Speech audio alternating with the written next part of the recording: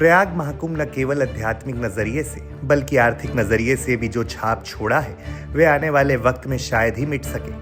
महाकुंभ अब जब खत्म हो चुका है तो कारोबारी भी अपना नफा फायदा जोड़ने में लगे हैं। अर्थशास्त्र की भाषा में पलट प्रवाह के फ्री राइडर्स ने वाराणसी में बीते एक माह में 4 करोड़ श्रद्धालुओं ने लगभग 50 से 60 हजार करोड़ का कारोबार किया है, जिसमें सबसे ज्यादा कमाई होटल इंडस्ट्री के लोगों ने की है।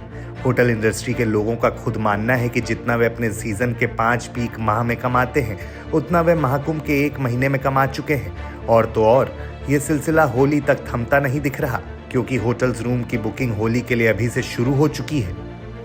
महाकुंभ के कारण वाराणसी में व्यापार में किस कदर का उछाल रहा है? जी देखिए, ये तो सच है, क्योंकि आप जानते हैं कि महाकुंभ का जो ओवरफ्लो हो रहा है, लगभग 58 करोड़ लोग की कल्पना सरकार कर रही है। हम लोग अगर 50 करोड़ भी मानते हैं, तो उसका जो इकोनॉमिक्स की भाषा में उसको हम लोग बोलते हैं फ्री राइडर्स, यानी छलकाव। यानी महाकुंभ तो आयोजन है, लेकिन जो देश भर के लोग आ रहे हैं उनको मालूम है कि काशी में काशी विश्वनाथ का कॉरिडोर बन गया है और काशी बदल गया, विकास हुआ है। माँ गंगा के घाट अच्छे हो गए हैं।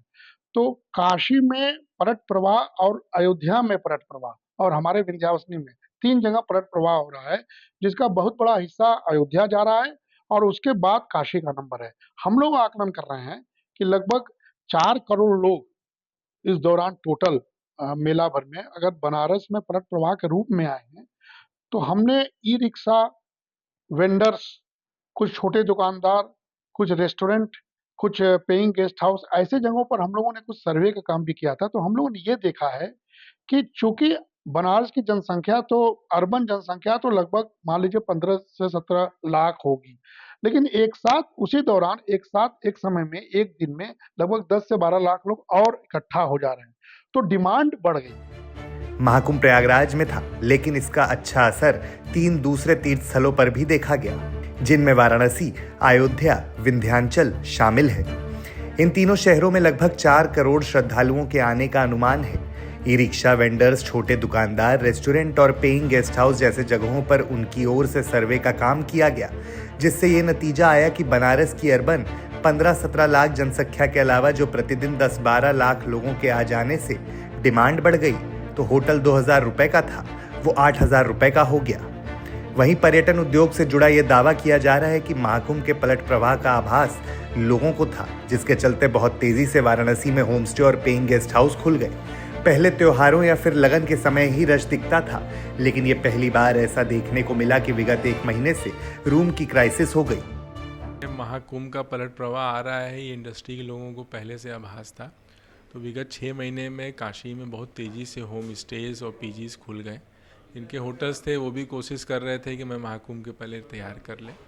और पहले क्या था, काशी में 1-2 दिन 4 दिन का रश होता था, चाहे देव दीपावली हो जाए या कोई त्यौहार पड़े, और कभी लगन बहुत तेज़ है तो 1-2 दिन की ऐसी दिक्कत होती थी। बट ये पहली बार ऐसा हुआ है कि विगत करीब 40 दिन से लगातार ऐसी स्थिति बनी हुई है 1 महीने से कि रोज़ ही रूम्स की क्राइसिस है शहर में। इतना क्राउड आ रहा है और होटल इंडस्ट्री तो इस समय बूम पर है। होटल इंडस्ट्री के साथ साथ ट्रैवल इंडस्ट्री, आज इनोवा क्रिस्टा हो, 4 व्हीलर हो, चाहे टेम्पो ट्रैवलर्स हो, बहुत रिक्वायरमेंट है, गाड़ियाँ कम पड़ जा रही हैं, ये स्थिति है। और आप देख भी रहे होंगे कई लोग अपनी खुद की व्हीकल से बनारस आ रहे हैं या प्रयागराज आ रहे हैं। तो इस स्थिति में गाड़ियाँ कम है तो लोग सोच रहे हैं अपने साधन से ही चलें। और होटल और ट्रैवल के साथ साथ जो बनारस का मेन व्यापार रहा है, साड़ी उद्योग, हस्तकला उद्योग, उस पर भी काफ़ी प्रभाव है। और दर्शनार्थी आ रहे हैं तो फूल माला उद्योग भी काफ़ी तेज़ी से बढ़ा है। और मुझे लगता है कि बनारस ने ऐसा एक व्यापार का फ्लो पहले नहीं देखा होगा जो अभी विगत 25 दिन 1 महीने से दिख रहा है।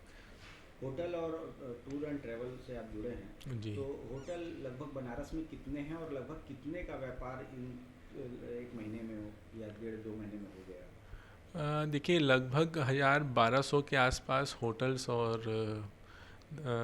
गेस्ट हाउसेज हैं और करीब 600-700 के आसपास होम स्टेज और पीजीज हैं बनारस में।